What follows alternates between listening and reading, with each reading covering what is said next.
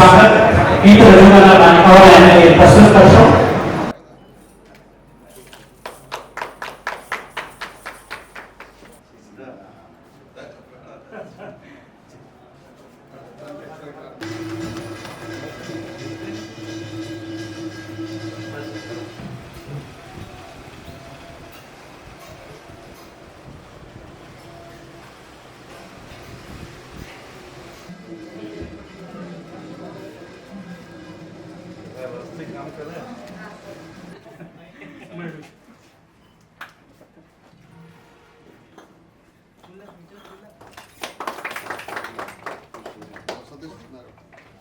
ભારત માતા કી જય.